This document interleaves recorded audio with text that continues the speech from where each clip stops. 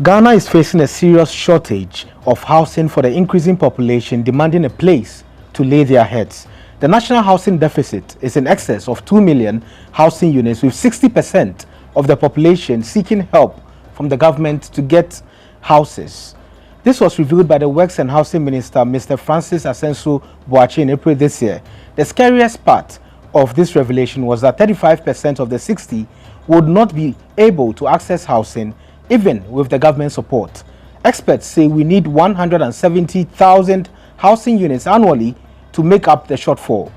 2 months ago, an online protest erupted with the hashtag Occupy Saglemi, which called on the government to give access to the over 1,000 completed housing units at the Saglemi Affordable Housing Project in Prampram.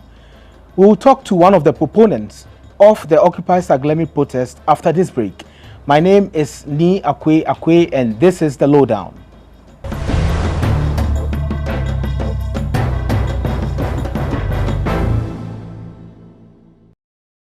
Thank you for joining us on the Lowdown. My name is Nii Akwei Akwei.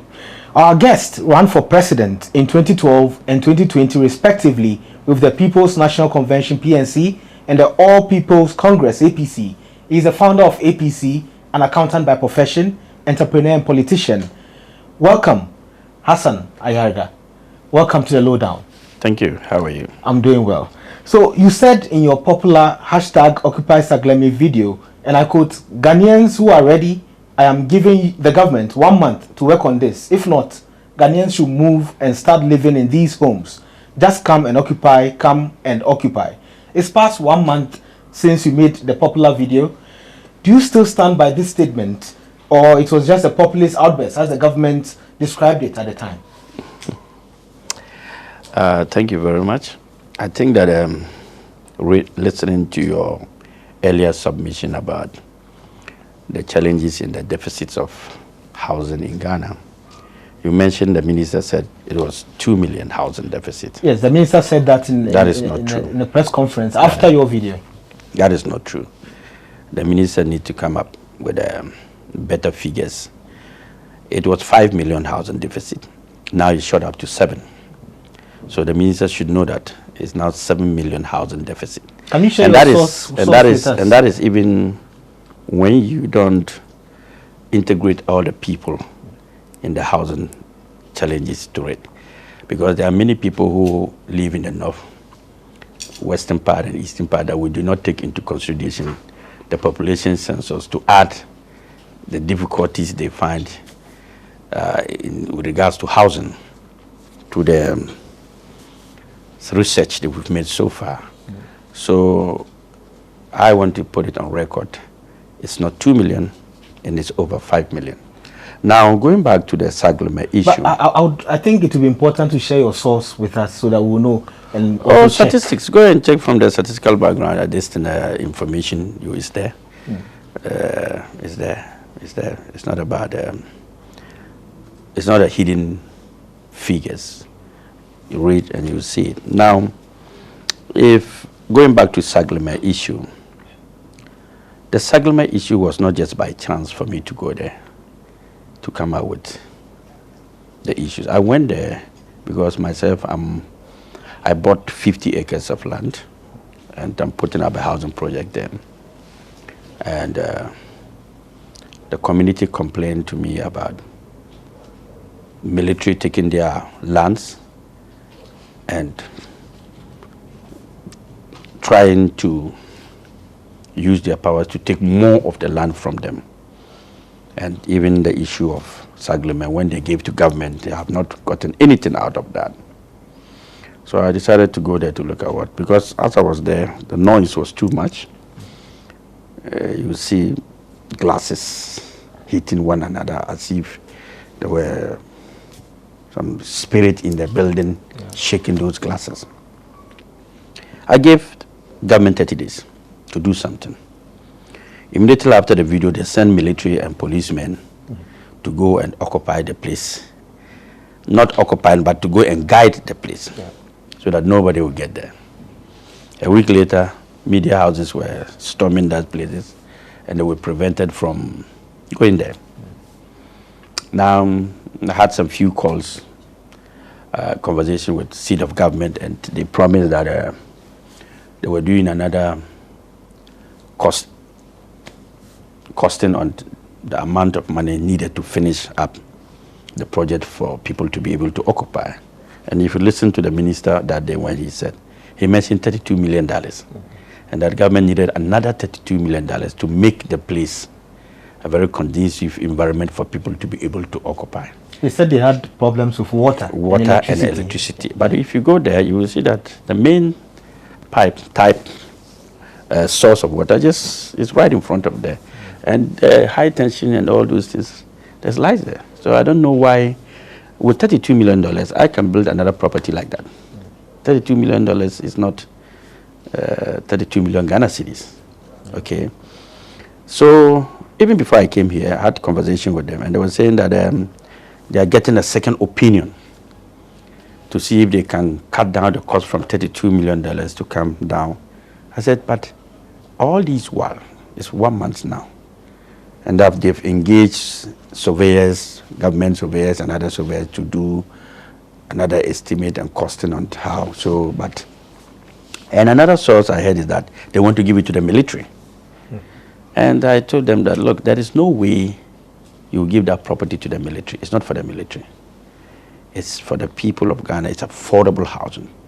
When you give it out to the military, that means that you have abused the essence of that project. Make it affordable. It's supposed to be $40,000. Say, okay, any Ghanaian who wants to occupy the property, pay $10,000 deposit, and then we spread the rest of the $30,000, maybe 10 years, 5 years for us to pay. Then you come, if you're an ordinary worker, you come with your pay slip and all that document that shows that you are not rich, you are just an ordinary worker who earns below or above certain amount of money that you can afford to pay. Yeah. This is how we do it in other jurisdictions. Okay. So that it becomes affordable to those who can afford. Not that we sell it, we give it back to the military. If we give it back to the military, it's not a military housing project. It's not a military housing project. Okay, so soon we'll come to how best we could utilize these facilities for the poor. But let's go back to the events that happened and the events that brought this issue to the fore. Did you get phone calls after the video, or did you get any indication that you should back down and not continue with your protest? I got phone calls. I had one-on-one meetings with others, telling me that they are taking on. There were some issues of corruption allegations from the previous government with regards to the awards of contract. It was supposed to be 5,000 homes, and they built 1,003. They gave me details of what happened and the amount. And $200 million has been spent. Instead of building 5,000 homes, it was 1,300 homes that were built. And that has been the issue that they have been struggling to find a solution to it. And that is why that place has been the way it is. Was it convincing enough? Not at all. That's what I said. Look, as a businessman, I don't think I will spend money paying $6 million every 6 months. No, $12 million every 6 months to finance that loan.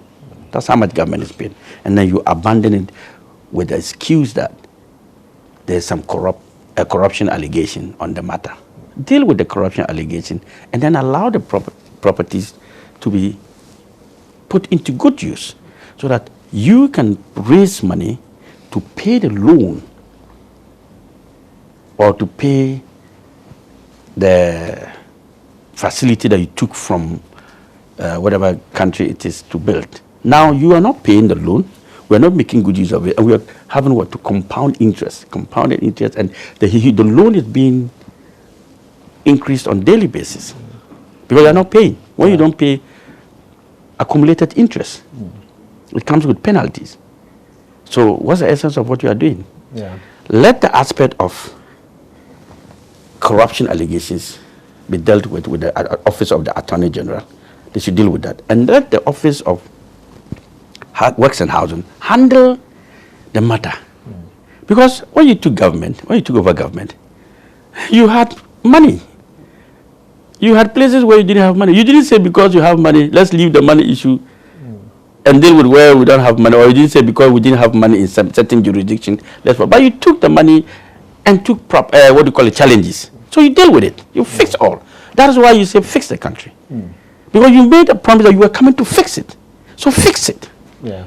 You don't give us excuses that corruption allegations and whatever. And nobody cares about that. Yeah. You've been given the power to fix the country.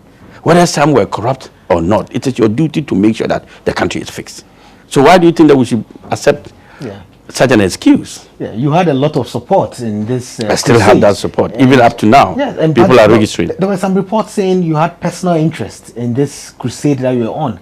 That because you're doing your own housing on the side, you would want to receive some form of contract or something around No, not at all. I, as a businessman and a person who understands the value for money, I will not allow such property to go to waste.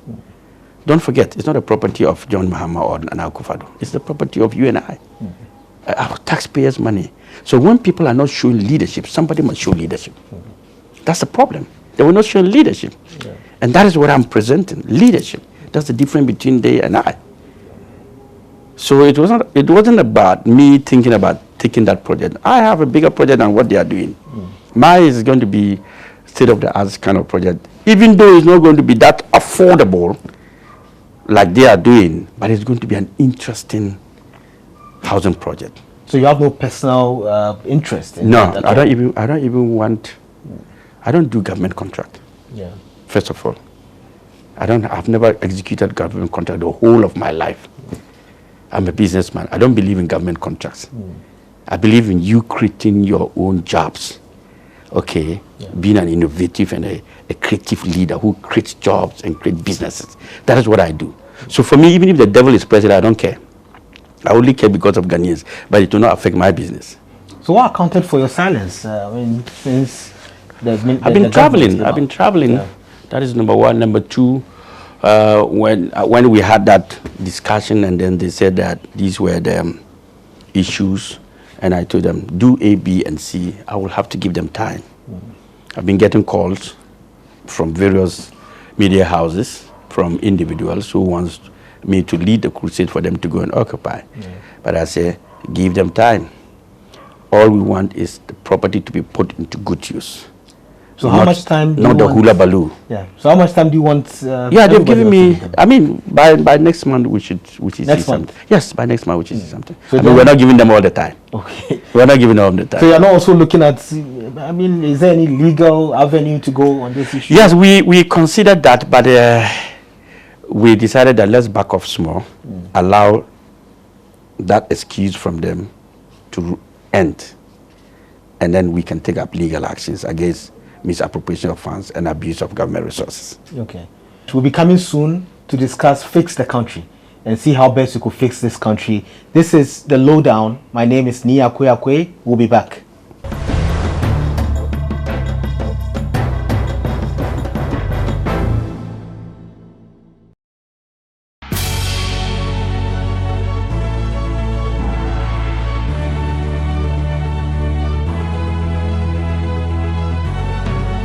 From the dawn of time, people have engaged in several businesses. With the onset of technology and innovation, life has relatively been made easier. By using debit or credit cards, mobile banking. Thank you. And your favorite, mobile money? Tech has indeed married business. On BizTech, we spend time with faces behind known and upcoming businesses in the country. Learn more about the new technologies and innovation, as well as find out about the trending issues in the world of business. Join us as we serve you with a variety of compelling interviews, projects, and others right here on Ghana Web TV.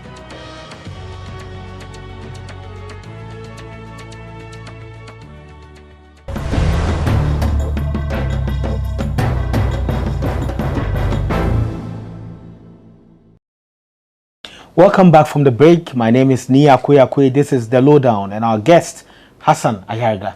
So we're discussing the housing issue and how the crusade will continue from next month, where we'll be occupying Sagleme. And Fix the Country has also been very popular lately, and we've had issues, there's court cases, there's question of police intervention, and all these issues coming up. And we could see how protests are being attacked or are being dealt with in the country. So if you say next month they're occupying Sagleme, are you not afraid of these forces that could stop the people from doing anything like that? Fix the Country came as a result of Sagleme. We brought up the Fix the Country. But the issue of Fix the Country, I've said on different platforms that it is not even about Fix the Country, it's about Save the Nation. There is no country to fix. We have to save the nation first. See, take every sector of this country, our economy, sector by sector, and you will see that Ghanaians do not have control of anything. We are 21st century slaves in our own country. So the country doesn't belong. The only aspect that belongs that we are managing, even that we are only the drivers, but there is a force behind is the presidency. Now, take the mining sector, foreigners. Take the banking sector, it's over by foreigners. Take the oil sector, taken over by foreigners. Take even retail trading, iron rods, cement factories and all that, all by foreigners. Show me one sector that is managed by Ghanaians. Recently, I put up another video about the increment of iron rods and cement without justification, 85% increment. There's a company by name B5, after building the biggest plant in Africa, decided just to increase the prices of their product by 85.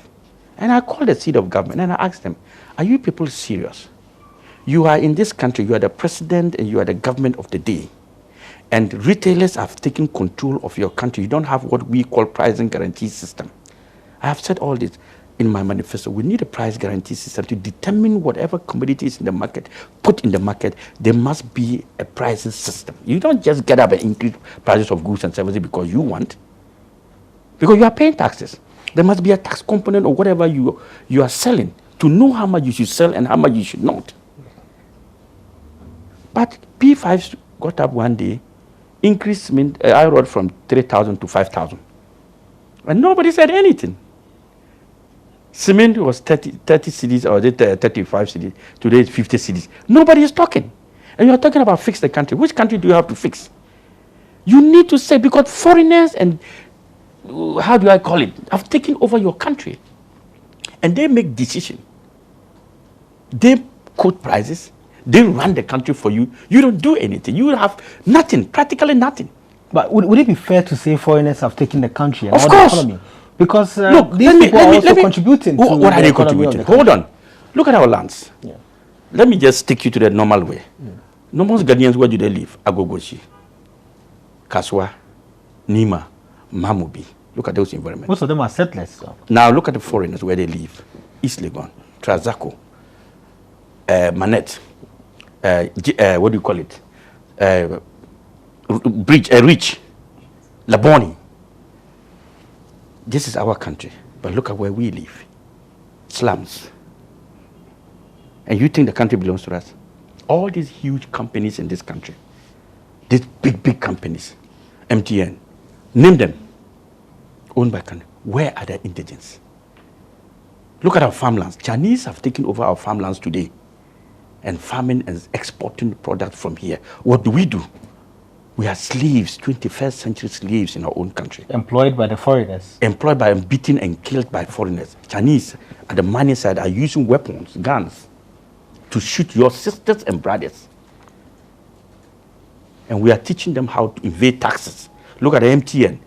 Every day increasing tariffs. You buy credit, you make call, nothing. You buy, what do you call it, data.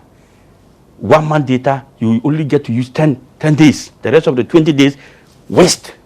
Nobody is saying anything. Are we serious? Who is managing this? Who is running this country?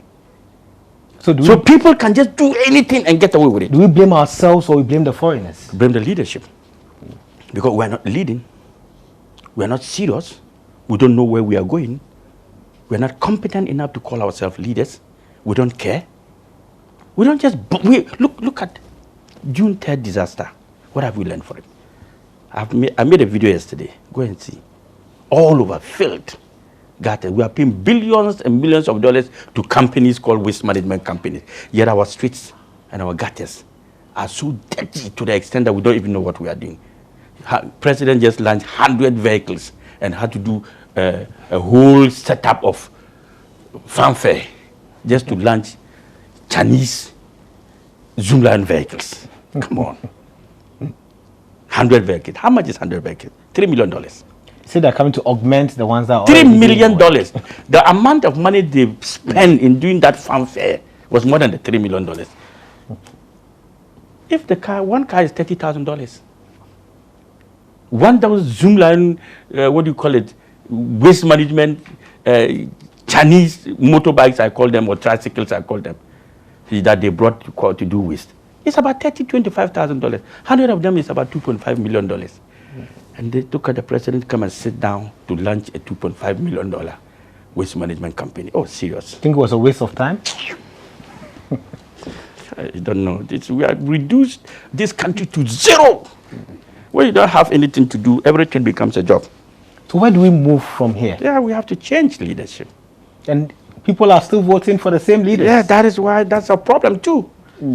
We are causing that.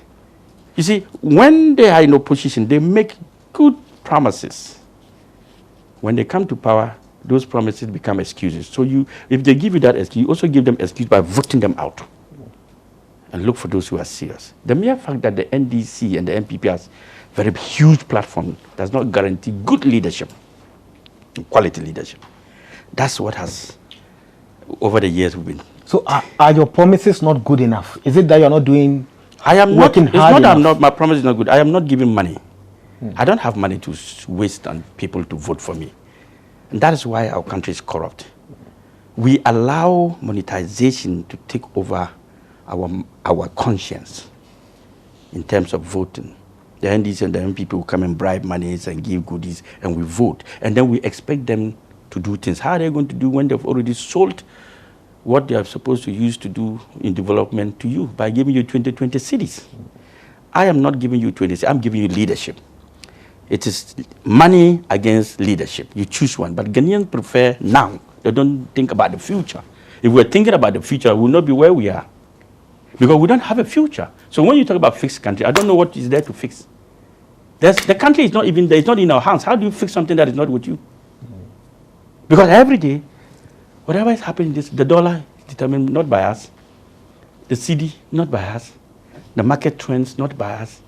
The indicators, we don't do anything. We don't export. We don't manufacture. We don't do anything. We only import and even toothpick we import. So how serious are we in the 21st century when countries are producing and manufacturing and sustaining their economy? We are importing, even rice. We spend over $1.2 billion every year to import rice. Over $800 million to import common tomatoes, ketchup. $700 million to import chicken. Fish, $750 million. We have the sea here, but we import fish. We have farmlands, yet we import poultry. So you see, we don't know what we are doing. So is there any hope at all? Where is the hope? The only hope available is to remove the NDC and the MPP. That's the only day that we have hope. It's not happening. It's going to happen. How soon? Very soon. The next election? Then we'll see. Let's keep praying that the Ghanaian people, you see, what they do to us is that it's just like you catch a guinea fowl or a hen and you remove all the feathers and then it's bleeding. Then you start to throw grains to it. It will start coming to you. That's what they do with you, the voters. They starve you until you cry, you can't stand anymore. When it's getting to election, they start throwing monies, and then you now start voting, shouting, NDC, MPP, Kukudu.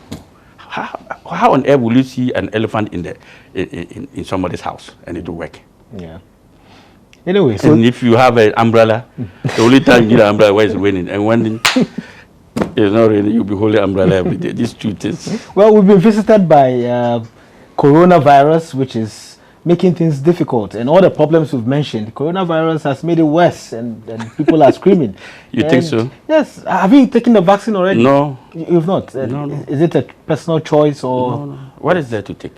Where have we? You see, we Africans, we are dumb. A white man will never give you something first when it's too good before himself. Never. They've produced all those vaccines. Tell me how many of these white countries have started taking the vaccine? They are taking the vaccine? Yes. Is it the same like what you are taking? They are testing their own and they are killing you. Ghana is the first African country to take the vaccine, right? The president went and they gave him malaria vaccine, and you call it corona vaccine. That was not corona vaccine. I'm sure he took malaria vaccine. Is that a fact, or that's just an opinion? Politics for you. Politics. But I'm sure you don't. you can't really have any evidence to prove that he didn't take the coronavirus vaccine. I hear you. I didn't. I have not taken the vaccine till date. Let them take. We will stay alive. Well, that's very dangerous because. Oh no, I'm not. There is nothing to take. People have died out of the coronavirus, and the vaccine is the vaccine is not a cure. Don't you know that? Yes, but at least it's saving people. It's giving you some chances. What chances? It only boosts the immune system according to them. Yeah. According to them. But if you have a perfect immune system, what do you need a vaccine for? And you think you have a perfect immune have you heard that there's issue of corruption with this vaccine thing? Billions of dollars have gone into somebody's pocket to buy a vaccine of $3, and they are now paying $30. So it was a vaccine of $10.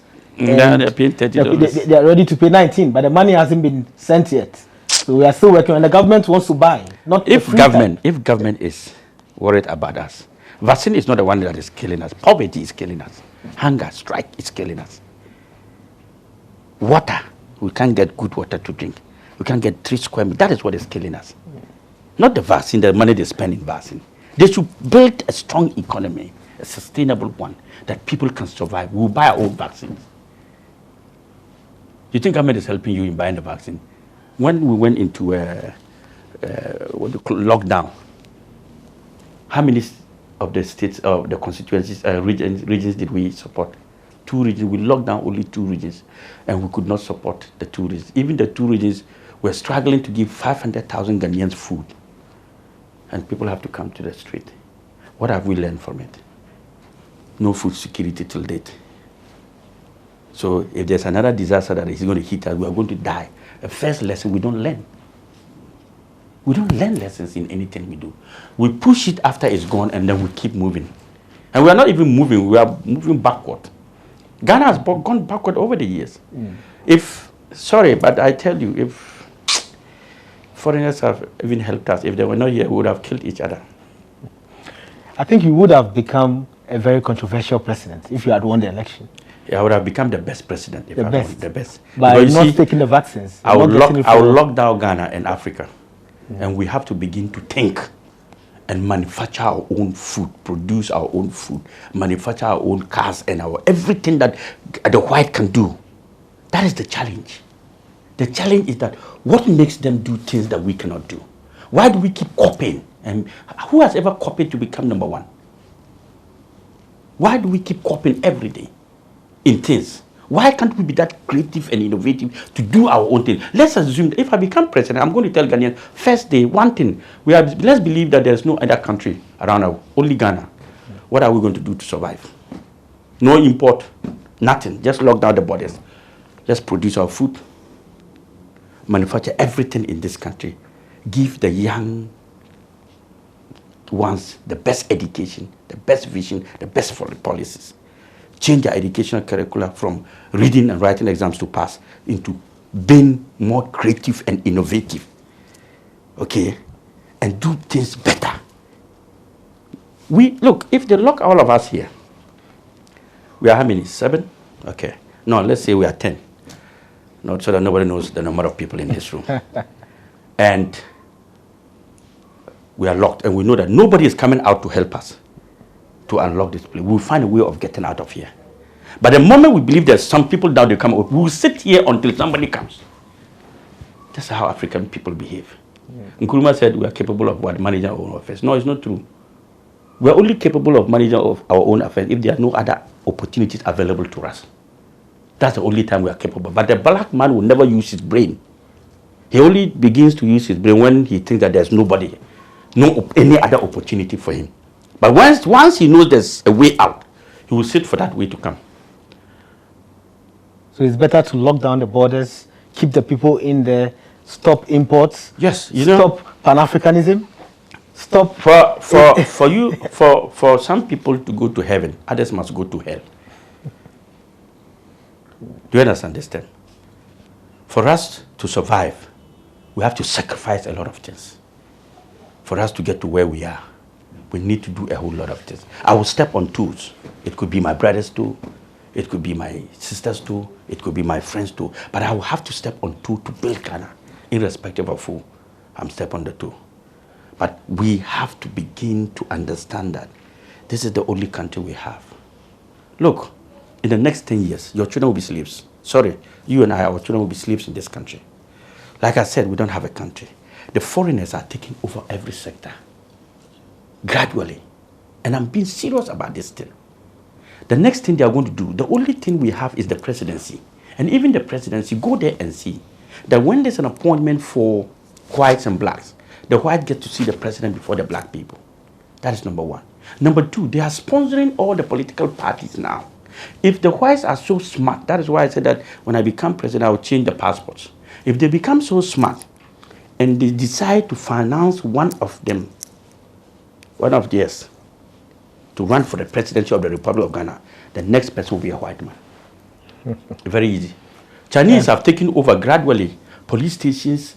They are now becoming policemen in various countries. They are giving loans, taking over all the properties and mining companies, mining sectors of most African countries.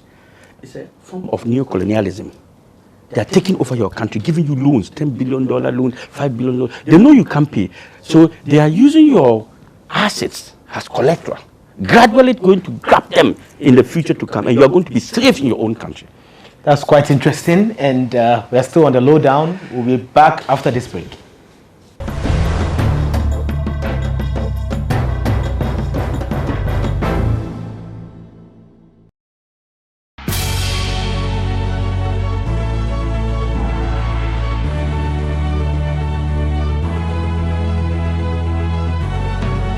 From the dawn of time, people have engaged in several businesses.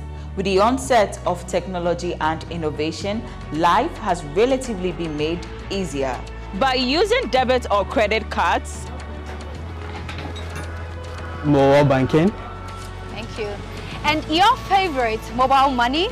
tech has indeed married business. On BizTech, we spend time with faces behind known and upcoming businesses in the country. Learn more about the new technologies and innovation, as well as find out about the trending issues in the world of business. Join us as we serve you with a variety of compelling interviews, projects and others right here on Ghana Web TV.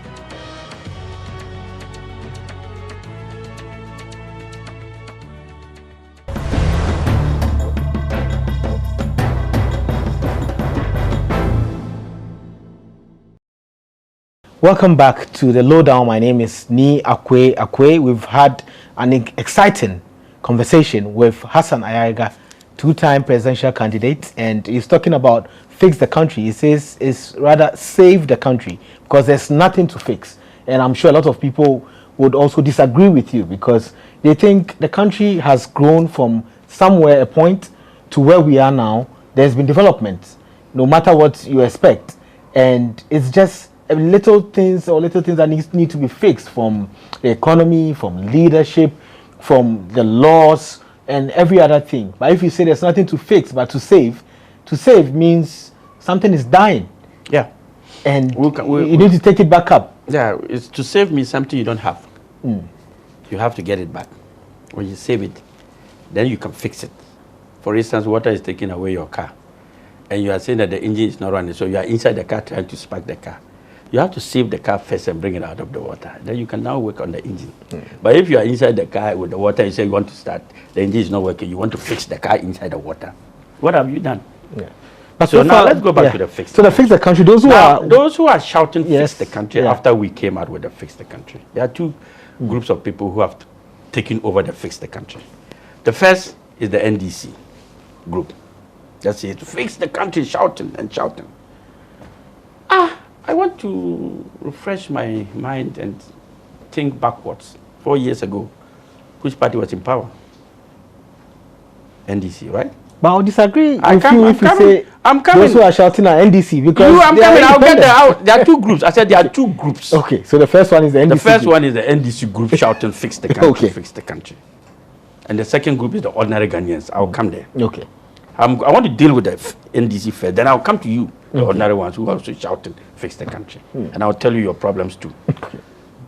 4 years ago, 5 years ago, NDC was in power. The roads that they are crying that they should fix it was still the same roads they took over, inherited, they didn't fix. The issue of water and sanitation, they had power 8 years, they could not fix it. The issue of 3 square meals for Ghanaian people, they could not fix it. The issue of housing project, they couldn't fix it. The issue of hospitals without beds, they didn't fix it. The issue of accommodation and the issue of production, manufacture, industrialization, they didn't fix it. Now, they stand somewhere and they start shouting, fix the country, fix the country. When you got the country, what did you fix? You didn't fix the country. So they are shouting because they want power. Not because they are better. No. They are not better. The people just took it from you. So you failed yourself. You couldn't fix the country. You messed up. So stop shouting, fix the country. Let other people shout.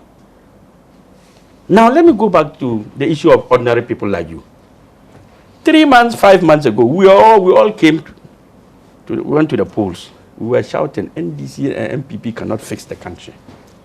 We said it on several platforms. NDC and MPP are destroying this country. I, for instance, said it on various platforms. You kept quiet. You took your 2020 CDs and you voted for them. Now you are shouting, fix the country. 6 months ago, didn't you know they couldn't fix the country? You would give them the power 5 months ago. So who will be hypocritical here? The same rules you are shouting they should fix did not just started deteriorating like 6 months ago.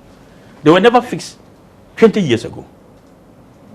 The issue of water and sanitation was never fixed 20 years ago. But you gave them power 5 years ago. Now we told you that they can't fix the country. You said, no, let's give it to them again. Now you gave it to them 5 months, then you come and shout, fix the country, fix the country. So you took the 20, put back the 20 Ghana cedi to them and tell them to fix the country. So you think the ordinary Ghanaians are being hypocritical? Yes. Yes. It was not only NDC and MPP that were running for the race of presidency. There were other political parties that were. APC was there, other political. And we told you, we actually exposed the leadership of the NDC and the MPP to you. And we told them, over the years, they've taken you people for granted. 65 years now, or is it 67 years? What have we gotten to? So you're disappointed? Very disappointed in all of you. But you had said during your campaign period that people should waste their votes on you. Exactly. Because you wasted on NDC and MPP and we are not getting any results. Yeah. Rather waste it on me and see the results that you get. It was some kind of a campaign strategy. If we have wasted our vote on NDC and MPP and we are not getting results, and NDC and MPP will tell you that if you waste your vote on Hassan Ayariga, he will not do anything. Waste that vote and let's see what will happen. Rather waste it on Hassan Ayariga, and better than wasting on NDC and MPP that have not achieved anything over the years. Nobody hates NDC and MPP, but we hate their leadership. Their leadership haven't taken us anywhere. When you see an NDC man shouting or MPP man shouting, you know why they are shouting? That we are in opposition and our pockets are dry. Come on. So you go to government to steal so that your pocket will be wet. They are not talking about policies or issues, programs or visions that they can manage, change. They can. No, they are talking about we are in opposition, our pockets are dry. Can you imagine? If somebody thinks like this, how is the person going to fix the country for you? This means you are not going to be part of any protest if it starts. What protest? I mean, fix the country protest. Is protest. Sagleme. When I'm done with Sagleme, fix the country project. Me, I'm not talking about fix. I'm saying save the nation. From who? From NDC and MPP. And even from the foreigners. Look, you don't know where we are going there. If you don't know where you're going, you never know when you get there. And that's our problem. We sit in the comfort of our homes and we believe that we are living in luxury. Yes, you are living like it. But when the poor ones becomes very hot, the vulnerable ones becomes very, very hot, they will come to your house. And you run and leave the luxurious house. If we don't fix the country properly. One day there will be a political revolution, and that political revolution will not save anybody. So the politicians should be very, very careful. Very, very careful. We have taken these people for granted. We have taken Ghanaians for granted. Oh, God, Ghanaians. It's sad. So look, if you sit down with these so-called politicians that are running this country and you listen to their argument on fixing this country, you'll be so sad for Mother Ghana. You know, these issues have come down to other issues, including this Rastafarian issue in the education sector. We had these issues about if not, not allowing other people. Not a country that doesn't have a country that you don't know where you're going. How can you be? How can somebody's hair be a topic of discussion the whole country are discussing when there are better things to discuss in the educational sector? The curriculum of education, the system of traffic light, red, yellow, blue, green. What kind of school is that? These are the things we should be. How we are going to improve the education, how we're going to change the curriculum of education to suit the 21st century. Looking into production, manufacturing, industrialization, looking at STEM as a topic of discussion. These are things we need. We're going to sit down. You have nothing to discuss about somebody's hair. Who the fuck does somebody have got to do with politics? So do you think the hair issue, shouldn't have been even discussed because someone's rights were being trampled on? I mean, the whole country discussing Rasta hair. Is the hair going to steady or the head? So they shouldn't have even taken it up. Masa, the boy has hair, Rasta. The Rasta didn't write the exams. It's the guy who wrote the exams. So if he's qualified and the system placed him, and he's going to Achimota. Achimota themselves are being hypocritical in one way. You allow whites to have their hair, their long hair, and they won't cut their hair. My daughters are in some of these schools. And then when they go to school, you tell them our children to cut their hair. But the whites who come with from Germany, from Japan, with their long hair, they don't cut hair because their hair is special. Okay, because they are white. You see what I'm talking about? Save the nation, we don't have a nation. Whites are allowed in Achimota with long hair. But you and I, our children goes to Achimota and they say they should cut their hair. So what is this? So there's a lot of Rasta guy to go and study and give us once and stop this. So you would have gone to court too if it was your situation? I don't want to talk about it. It's not a topic for discussion. Don't bring it to me. I have better things to discuss, please. Let's do something else. Yeah. So culture of silence. Yeah.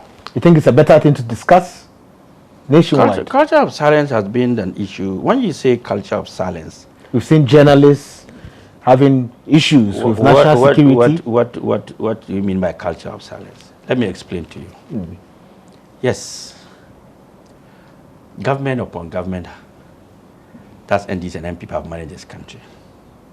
But when people begin to have fear that when they voice out issues, they will be brutalized and they'll be beaten up and their lives will be in danger, that is what breeds culture of silence.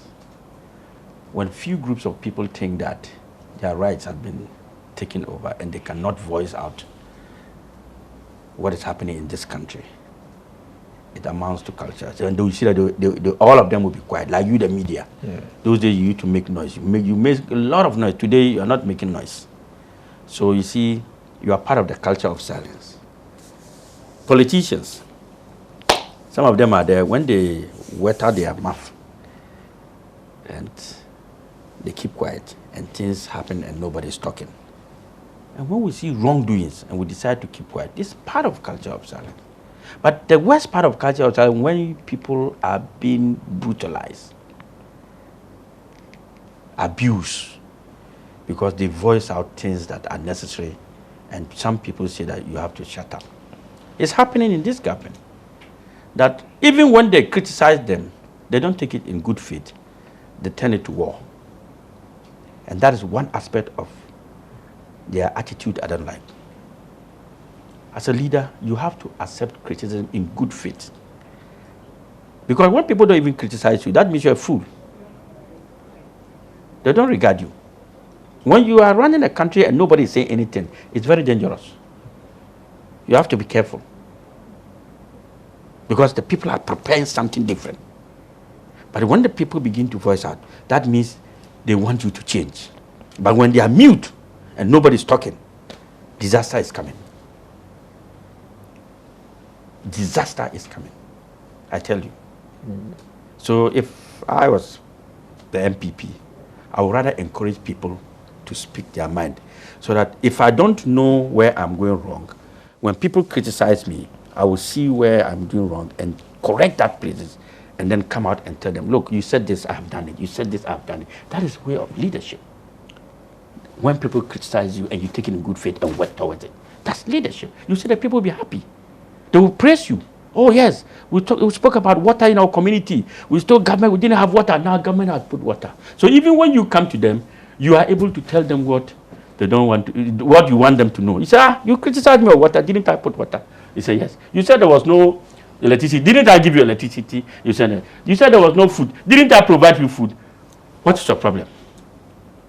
You see, you've gotten them there. Let them criticize you and you fix the country. But when you say don't, because you have Delta forces, don't forget, you have Delta invisible force. Some people, when they are coming, their own is not Delta invisible. Their own is visible. They are coming. You know, visible forces is more than invisible and Delta forces. Because the visible forces, when they are coming, they are facing you. Ghanaians are the visible forces. Make yourself invisible. Don't worry. When we are coming visible. If you become invisible, we'll pour water on you and bring you out. Which means that you're going to lead the Sagleme protest.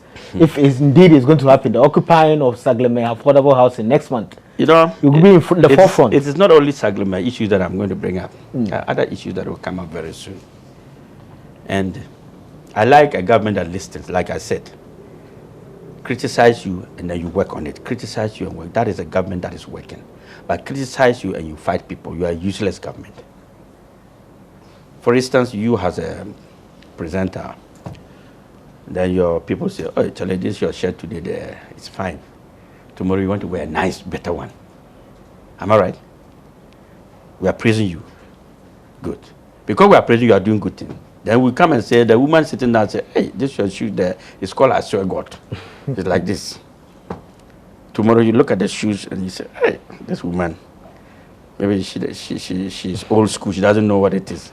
But if you believe that it is called I swear God, it's waist like this and the mouth is up, it's called I swear God shoes. You want to change. You change tomorrow. When you come, you say, hey, today your shoes is beautiful. You see, because of a criticism, you have changed. Because of the praises, you have also changed. So these two things, we need it all the time.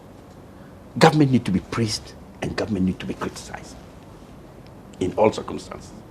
When government does something that is right, Ghanaians will say, oh, government is doing well on this aspect. So government will be proud to do more. When government fails, have shortfalls in certain parts, Ghanaians must say, there's a shortfall here and government can do more. So all these two things always make a good leader to prepare ahead. Do you understand what I'm saying? I understand you. So do you have any final words for us? We've come to the end of the program. It was quite interesting. And you've given us a lot of insight and lowdown into some of these things you are protesting against and also some of the crusade you are on. What I want Ghanaians to know is that we bought a new uniform. And that is the uniform we are wearing, the NDC uniform. It's not going to be easy, the MPP uniform, sorry. It's not going to be easy removing that uniform. And it's also not going to be easy changing that uniform. But we should sew many uniforms and put them down, different uniforms. And wait for the day that the MPP uniform will be removed. And we'll get the one that will fit us properly. That will fit Ghanaians properly. But if we keep voting because of money, we will die one day because of that same money. We need to change our voting pattern. We have seen NDC, we have seen MPP, we've seen NDC over the years. Why don't we change, at least for once in our lifetime, and bring a third force to see the difference? Because they have been playing like a football team. Every time 8 years. They believe there's an 8 years cycle. Whether they like it or not, every 8 years another government must come. Let's change that cycle of the 8 years and bring in a third force. Bring Hassan Ayariga and the other political parties. And then we'll see the way forward for this country. It's not going to be anything bad bringing in Hassan Ayariga. It's going to be the best. After all, we have seen the worst ones. We are not looking for the better one. And I want to say that I believe that you have what it takes to build this country. He or everybody has what it takes. The moment we begin to practice an inclusive governance, that is what I've been looking up to. An inclusive governance where we allow everybody to be given the opportunity to serve Ghana, not because you voted for me, Hassan Ayariga, or you voted against me, but because you qualified for that job. That is the Ghana I want to see. I want to see a Ghana that people are given jobs, not based on their partisan cards, not based on their affiliation with political leaders, but based on the qualifications and the experience and the vision and policies they have. When we begin to take this path, we will set a country that these challenges of you trying to steal and be corrupt for your grandfather, your grandchildren, your great-grandchildren will be the thing of the past, because you build the structure, the system that everybody will be carried along. And your children and great-grandchildren will be better off. They don't need you. All they need is education. I don't give my children money. I give them education so that tomorrow will be better than, because we have to build a society that is supposed to be better than our society. But we're not building any society that is going to challenge our society. We're making it worse. The youth are on the street. The unborn children don't even know. Now we are drinking acid and cyanide water. So we are now going to produce kids without brains because of the chemicals. Countries are trying to take off our cocoa. They don't want to import our cocoa, our, what do you call it? Anything that we are producing, our food and even our fish, they don't want anymore because of the chemical component destroying everything of ours that we don't know. So who is leading Ghana? Who? I don't see anybody leading this country. I see people leading themselves.